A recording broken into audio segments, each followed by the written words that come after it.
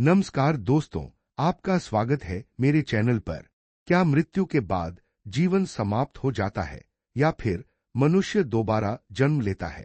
यह प्रश्न हजारों वर्षों से मानव के मन में उठता रहा है।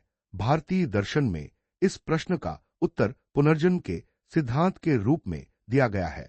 आज के इस वीडियो में हम जानेंगे कि पुनर्जन्म क्या है, भारतीय दर्शन इसे कैसे समझता है, विभिन्न दर्शनों का इस विषय पर क्या मत है और इसका हमारे जीवन से क्या संबंध है।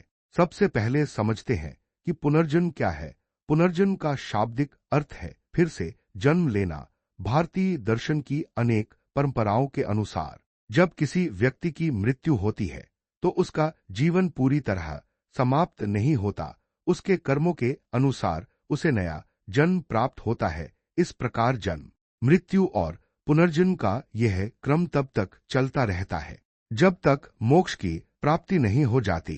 पुनर्जन्म का सिद्धांत कर्म सिद्धांत से गहराई से जुड़ा हुआ है। भारतीय दर्शन के अनुसार प्रत्येक कर्म का फल अवश्य मिलता है। यदि किसी जन्म में किए गए सभी कर्मों का फल उसी जीवन में नहीं मिल पाता तो शेष कर्मों का फल अगले जन्म में प्राप्त होता है। इसी कारण पुनर्जन्म की अवधारणा को कर्म सिद्धांत का स्वाभाविक विस्तार माना जाता है। वेदांत दर्शन पुनर्जन्म को स्वीकार करता है। उसके अनुसार आत्मा न जन्म लेती है और न मरती है, वह केवल एक शरीर को छोड़कर दूसरे शरीर को धारण करती है।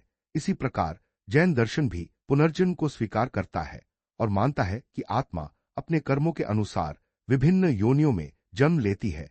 बौद्ध दर्शन भी पुनर्जन्म की प्रक्रिया को स्वीकार करता है, लेकिन स्थायी आत्मा को स्वीकार नहीं करता। उसके अनुसार कर्मों और कारण कार्य के क्रम से नया जीवन उत्पन्न होता है। दूसरी ओर चार्वाक दर्शन पुनर्जन्म को स्वीकार नहीं करता।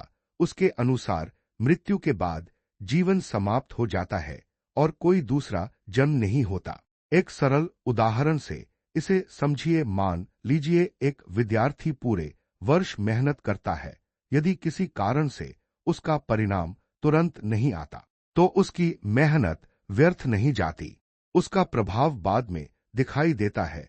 इसी प्रकार भारतीय दर्शन की अनेक परंपराएं मानती हैं कि कर्मों का फल भी कभी कभी भविष्य में मिलता है और यदि इस जीवन में नहीं मिलता तो अगले जन्म में प्राप्त हो सकता है। पुनर्जन्म के सिद्धांत का उद्देश्य केवल अगले जन्म की चर्चा करना नहीं है। इसका मुख्य संदेश यह है कि मनुष्य अपने कर्मों के प्रति सजग रहे, क्योंकि प्रत्येक कर्म का परिणाम होता है। यह सिद्धांत हमें नैतिक जीवन जीने, सत्य बोलने, दूसरों की सहायता करने और अपने कर्तव्यों का ईमानदारी से पालन करने की प्रेरणा देता है।